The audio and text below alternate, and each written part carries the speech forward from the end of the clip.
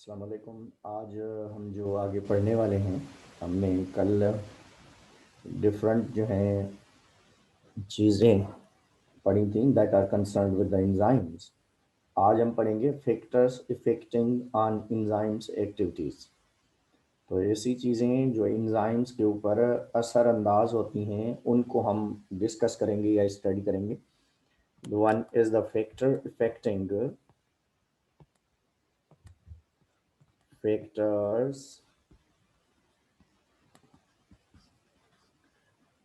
Affecting on enzymes. उनमें सबसे पहला जो फैक्टर हमें पढ़ना है वो है कंसंट्रेशन ग्रेडियंट। Concentration gradient. बेटा, कंसंट्रेशन ग्रेडियंट का मतलब है कि क्वांटिटी ऑफ सबस्ट्रेट कितनी है। क्वांटिटी कंसंट्रेशन ग्रेडियंट का मतलब है क्वांटिटी ऑफ सबस्ट्रेट। तो नॉर्मली सबस्ट्रेट की क्वांटिटी जो है एंजाइम की अपनी इफ़िशियंसी के ऊपर तो कोई असरअंदाज नहीं होती, मगर ये ज़रूर होता है कि अगर क्वांटिटी ऑफ सबस्ट्रेट ज़्यादा हो तो एंजाइम्स को ज़्यादा काम करना पड़ता है और हमारे प्रोसेस जो होते हैं जैसे डाइजेशन है वो जो है काफ़ी टाइम के बाद कंप्लीट होती है। अगर if substrate is less then enzymes process take too much time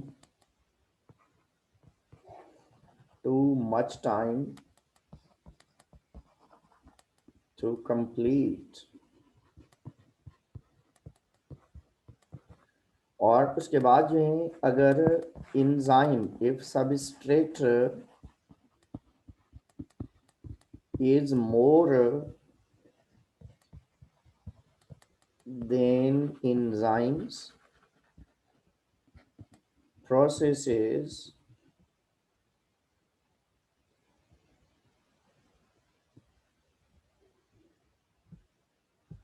अगर enzymes जो हैं अगर enzymes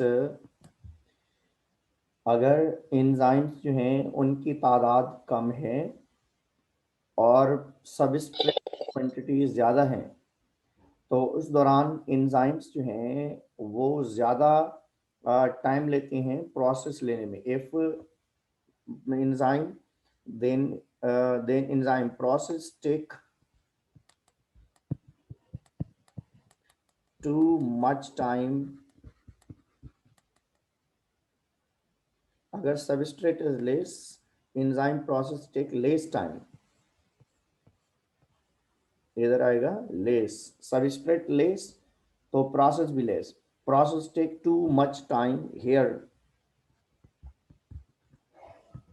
अगर substrate is less then enzyme process take less time to complete. अगर जो है एंजाइम की तादाद ज़्यादा है और सबस्ट्रेट कम है तो प्रोसेस जल्दी होगा। अगर सबस्ट्रेट की क्वांटिटी ज़्यादा है और एंजाइम की तादाद कम है तो उसमें ज़्यादा टाइम लगेगा। और इस तरीके से मगर ये हम कहते हैं कि कंसंट्रेशन ऑफ सबस्ट्रेट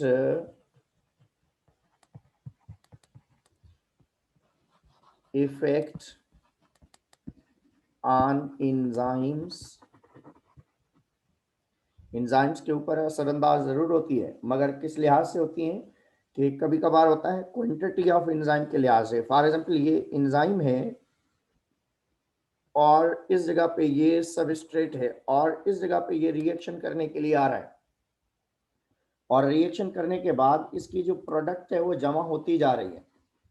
तो अक्यूमुलेशन ऑफ प्रोडक्ट जो है वो भी एंजाइम के ऊपर असरअंदाज होती है, क्योंकि ब्लॉक कर देती है। accumulation accumulation of product effect on enzyme activity. तो एंजाइम की एक्टिविटी जो है उसके ऊपर ये असरअंदाज होते हैं। accumulation ऑफ प्रोडक्ट मीन्स जो एंड प्रोडक्ट है मटेरियल्स की वो जमा होते जाएं, और वो जमा होते जाएं, जमा होने के बाद जो है वो अगर एंजाइम की एक्टिव साइट को ब्लॉक कर देते हैं तो उसके रिजल्ट में क्या होता है कि एंजाइम भी ब्लॉक हो जाते हैं। अगर एंजाइम के एक्टिव साइट को ब्लॉक कर देते हैं तो उसके रिजल्ट में क्या होता है कि एंजाइम भी नॉन फंक्शनल हो जाता है, नाकारा हो सकता है, या थोड़ी देर के लिए अपनी एक्टिविटीज को स्टॉप कर सकता है। मगर क्योंकि ये प्रोडक्ट जो हैं थोड़ी देर तक ब्लॉक करने के बाद दोबारा ये बॉडी के अंदर यूज हो जाती है या स्टोर हो जाती है। और दूसरी चीज कंसंट्रेशन की मैंने आपको बताई कि सबस्ट्रेट कंसंट्रेशन अगर ज़्यादा है, एंजाइम कम है, तो एंजाइम जो है रिएक्शन करने में, कंप्लीट करने में ज़्यादा टाइम लेंगे। अगर एंजाइम्स की तादाद ज़्यादा है और सबस्ट्रेट कम है तो it take less time. Means इसका एग्जांपल ऐसे है जैसे आपके पास कोई मजदूर काम करते हैं। अगर आपका घर बनाना है और आपने मजदूर कम लगाए हुए हैं तो जाहिर सी बात है it take too much time. अगर मजदूर ज़्यादा लगाए हुए हैं तो इट टेक लेस टाइम। मगर मजदूर जो अपना काम कर रहा है उसकी एफिशिएंसी में कोई फर्क नहीं आता। जो मजदूर हैं जो मजदूर हैं उनकी एफिशिएंसी या डिफिशिएंसी जो है उनके ऊपर कोई फर्क नहीं आता। तो concentration of substrate effect on the enzymes है, एंजाइम्स की कंसंट्रेशन के लिहाज से। तो इस तरीके से अगर हम देखें कि एंजाइम जो हैं substrate directly do not affect on enzymes on efficiency, on enzyme की जो अपनी इफिशिएंसी है उसके ऊपर कोई फर्क नहीं पड़ता। एंजाइम की अपनी जो इफिशिएंसी है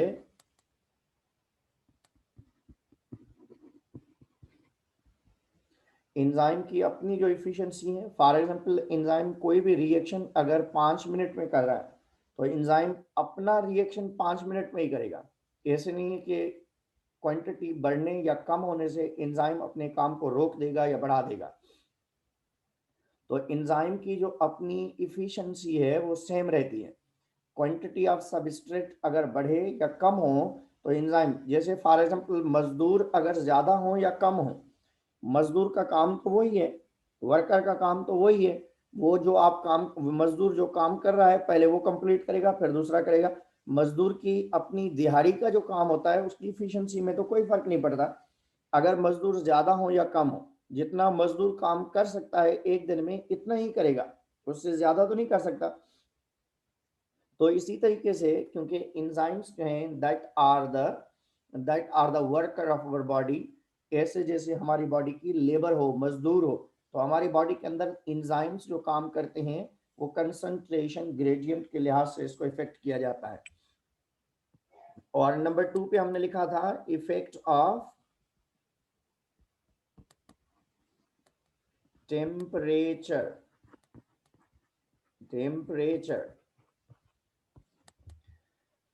बेटा एंजाइम्स जो हैं टेम्परेचर पे सेंसिटिव हैं। पहली चीज टेम्परेचर की डेफिनेशन देख लें। टेम्परेचर हम कहते हैं degree of hotness and coldness, degree of hotness and coldness. और टेम्परेचर की अगर हम बात करें तो ह्यूमन बॉडी का जो best temperature for the enzymes है, human body temperature, you know very well, human body temperature कितना है?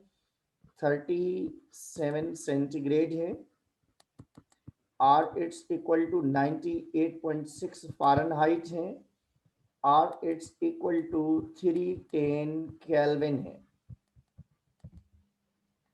इंसान की बॉडी का temperature, human body temperature is 98.6 Fahrenheit, 37 Celsius और 310 केल्विन है। तो ये टेम्परेचर हमारी बॉडी का, तीनों चीज़ें एक ही हैं। टेम्परेचर जो गर्म है, टेम्परेचर गर्मी जो है हमारे पास वही है, मगर इसको मेजरमेंट के लिहाज से हम 3 अलग पैरामीटर्स में या स्केल्स में हम उसको मेजर करते हैं, जो आप फिजिक्स में आइडेंटिफाई करते हैं।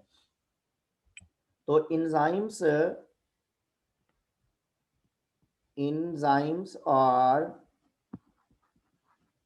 are temperature sensitive. Enzymes are temperature sensitive, और इस कंडीशन को नाम दिया जाता है थर्मोलेबाइल।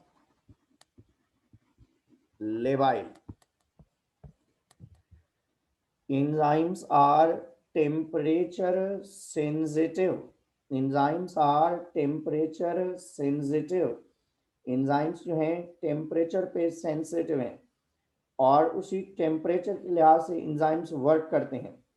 तो टेम्परेचर के लिहाज से अगर हम कहें तो enzymes are temperature sensitive, और उस टेम्परेचर सेंसिटिव कंडीशन को नाम दिया जाता है थर्मोलेबाइल। थर्मोलेबाइल है। और एंजाइम्स का जो ऑप्टिमम टेम्परेचर है हमारी बॉडी के लिहाज से, वो रिक्वायर्ड है 37 सेंटीग्रेड। और नॉर्मली अगर टेम्परेचर की लिहाज से हम बात करें तो 100 सेंटीग्रेड पे एंजाइम्स बिकम डीनेचर। अगर जो है जल्दी में उसको रिवर्स बैक किया जाए, या गर्मी ज़्यादा नहीं लगे, हीटअप ज़्यादा ना हो, तो दो रिवर्स बैक भी हो सकता है। और उसके बाद एंजाइम्स जो है 100 सेंटीग्रेड पे डीनेचर हो जाते हैं, और 0 सेंटीग्रेड पे 0 सेंटीग्रेड पे इनएक्टिव हो जाते हैं। डीनेचर और इनएक्टिव, डीनेचर का मतलब है कि टूट जाते हैं। अगर प्रोटीन्स हैं तो वो अमीनो एसिड में ब्रेक हो जाएंगे।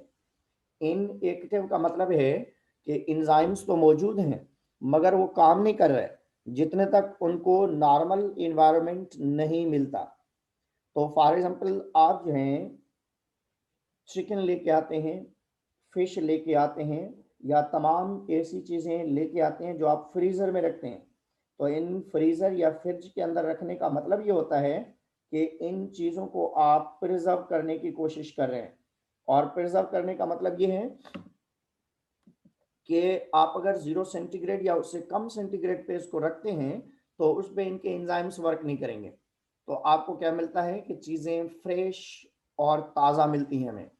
तो नॉर्मली अगर हम मुर्गी, सब्जी, वेजिटेबल्स, फ्रूट्स हम फ्रीज़र में, फ्रिज में रखते हैं, तो इसका मेन मतलब ये होता है कि इनके अंदर रखने के बाद एंजाइम्स जो उसके अंदर मौजूद हैं वो फंक्शन नहीं करते, या उसके बाद जो डीकम्पोजर एंजाइम्स उसके ऊपर लगा रहे हैं वो भी काम नहीं करते। तो इस वजह से 0 सेंटीग्रेड या लेस सेंटीग्रेड के ऊपर एंजाइम्स हमेशा क्या हो जाते हैं? नॉन फंक्शनल हो जाते हैं, इनएक्टिव हो जाते हैं।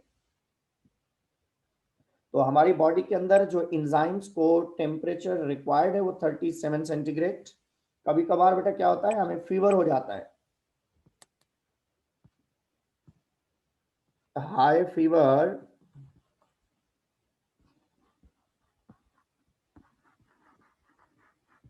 Effect on enzymes activity। अगर बॉडी में ज़्यादा टेम्परेचर हो जाए तो इंजाइम्स जो हैं उसकी एक्टिविटी रिटार्ड होना शुरू हो जाती है। टेम्परेचर से वैसे बढ़ती है इंजाइम्स की एक्टिविटी।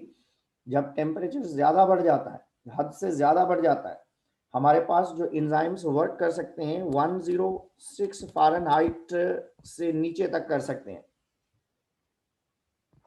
98.6 फ़ारेनहाइट के इक्वल या बढ़कर। तो तकरीबन 98.6 से 106 के बीच में ये हमारे पास इंजाइम्स वर्क कर सकते हैं। अगर टेम्परेचर 106 से एक्सीड होता है तो इंजाइम्स हमारे डीनेचर हो जाते हैं या नॉन फंक्शनल होना शुरू हो जाते हैं। तो 106 फ़ारेनहाइट, या हम कहते हैं कि ड्यूरिंग फीवर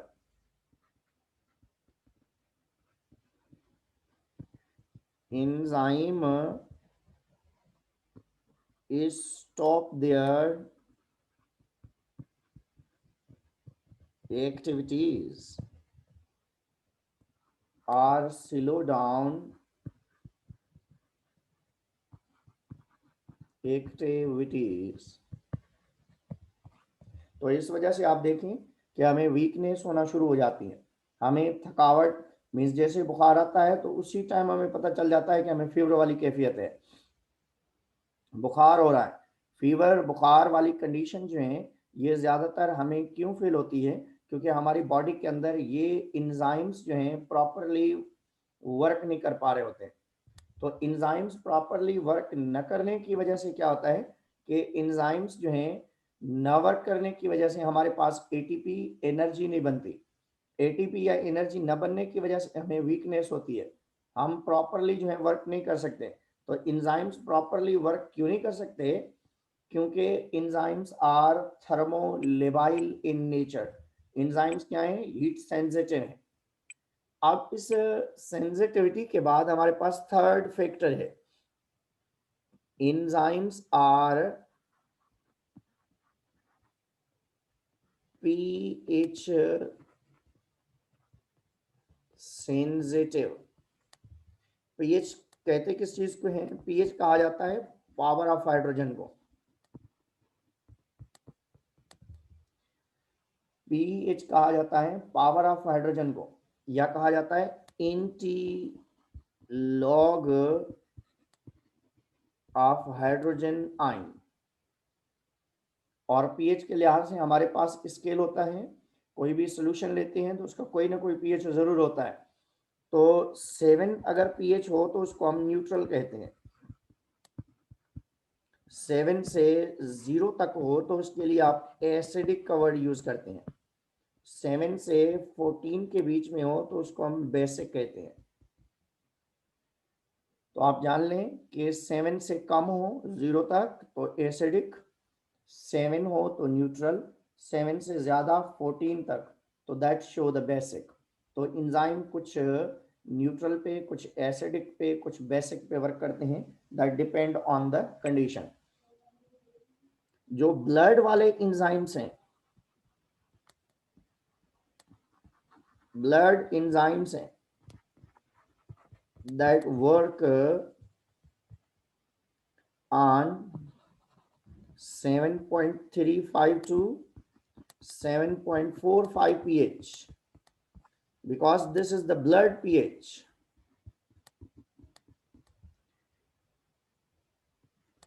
बेटा आपने देखा होगा कि ज्यादातर जो डायबिटिक पेशेंट्स होते हैं, जो बेचारे डायबिटीज वाले होते हैं, तो वो जब ग्लूकोज खाते हैं तो उनके ब्लड के अंदर ग्लूकोज बढ़ जाता है। ब्लड ग्लूकोज बढ़ने की वजह से पीएच में फर्क आता है। तो ब्लड पीएच में चेंज आने की वजह से उनके इंजाइम्स इफेक्टेड हो जाते हैं। इंजाइम्स अपनी एक्टिविटीज को रिटार्ड करते हैं या रोक देते हैं। तो इस वजह से आपने देखा होगा कि जो डायबिटिक पेशेंट हैं पहले उनको वीकनेस फील होती है, अगर और भी ग्लूकोज लेवल बढ़ जाए तो वो चकरा कर गिर जाते हैं, बेहोश हो जाते हैं। अगर और भी ज़्यादा ग्लूकोज लेवल बढ़ जाए तो कोमा में या डेथ भी हो सकती है। ग्लूकोज लेवल के बढ़ने की वजह से लोग कोमा में भी जाते हैं या उनकी डेथ भी हो सकती है। तो blood enzymes that work on 7.35 to 7.45 pH, ये ब्लड पीएच है, ब्लड पीएच, ब्लड पीएच के ऊपर ये एंजाइम। जबकि हमारे पास जो सिलेवरी एंजाइम्स हैं, मुंह में काम करते हैं, जो सिलेवरी एंजाइम्स हैं, वर्क ऑन 6.5 टू 7.5 पीएच, ये हमारे मुंह में पाए जाते हैं, जिसमें एक एंजाइम कॉमन है दैट्स नोन एज अमाइलेज। हमारे मुंह के अंदर जो एंजाइम्स काम करते हैं, जो मीठी चीज को डाइजेस्ट करते हैं, 6.5 टू 7.5 के बीच में पीएच पे वर्क करते हैं। और जो स्टमक में वर्क करते हैं, ये स्टमक की पीएच है बेटा, हाईली एसिडिक है, हाईली एसिडिक है, ये एसिडिक पीएच है। और इस एसिडिक पीएच में जो हमारे पास एक एंजाइम है, pepsin enzyme, work on 1.4 to 2.5 pH, और ये हाईली स्ट्रॉन्ग एसिड की वजह से होती है, दैट इज HCl, हाइड्रोक्लोरिक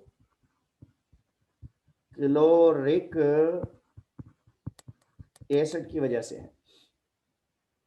इस स्टमक के अंदर HCl पाया जाता है, और ये HCl इस स्टमक के अंदर बढ़ने की वजह से एसिडिटी बढ़ती है, तेजाबियत बढ़ती है, और इस स्टमक की जो एसिडिटी बढ़ती है HCl की वजह से।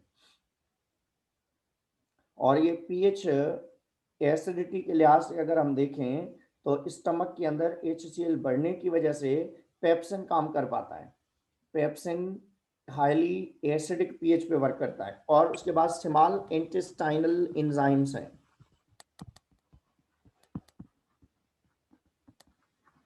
इसकी पीएच तकरीबन 7.5 टू 8.5 के बीच में होती है, न्यूट्रल या slightly basic. Neutral enzymes work in small intestine, छोटी आंत जो है, are sensitive at 7.5 to 8.5 pH। दोबारा सुन लें, एंजाइम्स जो हैं पीएच सेंसिटिव है हमारे पास। PH factor affecting on enzymes activity में पीएच का भी रोल है अपना। पीएच कहा जाता है पावर ऑफ हाइड्रोजन को, एंटीलॉग ऑफ हाइड्रोजन आयन को। और हमारे पास स्मॉल इंटेस्टाइन की के अंदर जो एंजाइम्स हैं वो 7.5 टू 8.5 के बीच में वर्क कर रहे हैं। और हमारे सलेवा के अंदर, ब्लड के अंदर जो एंजाइम्स हैं वो 7.35 टू 7.45 के बीच में वर्क कर रहे हैं। सिलेवरी एंजाइम्स जो हैं, जो मुंह के अंदर काम करते हैं, जिसको हम अमाइलेज कहते हैं, 6.5 टू 7.5 पीएच में वर्क करते हैं। स्टमक जो हमारा एक पाउच है जिसके अंदर खाना हम स्टोर करते हैं, खाना खाते जाते हैं और स्टोर करते जाते हैं, वहां पे एक एंजाइम पाया जाता है दैट नोन एज पेप्सिन। ये पेप्सिन एंजाइम जो है ये एक्टिव होता है एसिडिक पीएच के ऊपर। एसिडिटी वाली कंडीशन में एसिडिक पीएच के ऊपर ये वर्क करता है। और स्मॉल इंटेस्टाइन की अगर हम बात करें तो 7.5 टू 8.5 के ऊपर ये एंजाइम्स वर्क करते हैं। इसके बाद हम आते हैं तो हमारे पास है नंबर 4 पे, वह है बेटा cofactor and effect of cofactors and coenzymes. Inhibitors भी हैं मगर उनको हम अलग पढ़ेंगे। Cofactors are the part of enzyme. Cofactors minerals को कहा जाता है या इनऑर्गेनिक सब्सटेंसेस को कहा जाता है। Cofactors inorganic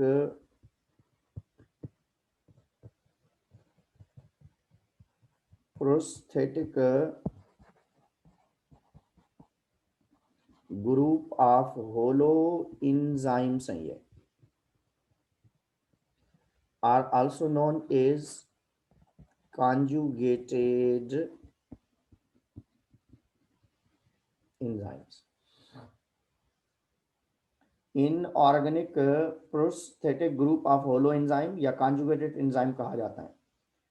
cofactor inorganic prosthetic group of holo enzyme या कॉन्जुगेटेड एंजाइम कहा जाता है इसको, जिसमें मिनरल्स आ जाते हैं।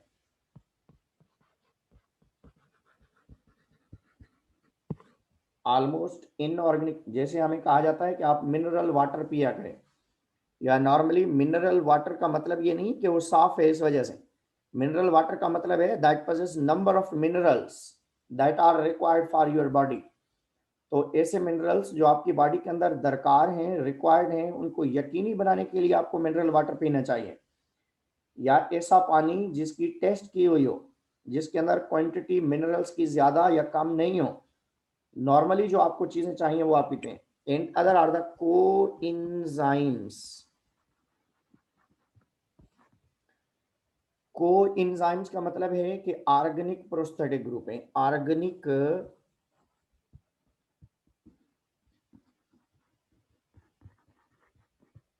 Prosthetic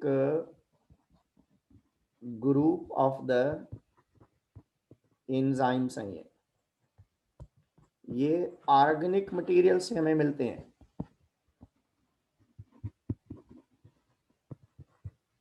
but are non proteinaceous. Keep in mind,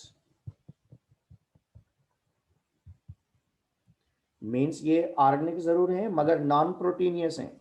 इनमें कॉमन एग्जांपल अगर हम दें तो that is the vitamin, that is the vitamins, and other is the FMN, flavin mononucleotides।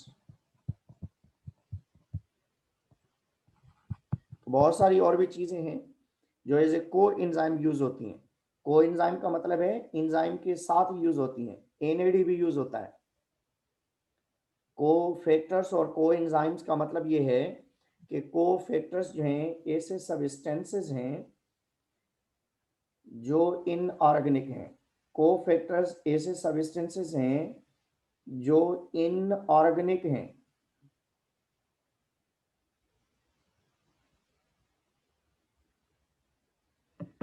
तो ऑर्गेनिक मटेरियल और inorganic, coenzymes organic prosthetic group हैं और vitamins एफएमएन के लिहाज से नॉर्मली हमारे पास ये चीजें पाई जाती हैं। Effect of cofactor inorganic prosthetic group हैं। तो मैं इसको रिपीट कर देता हूं ताकि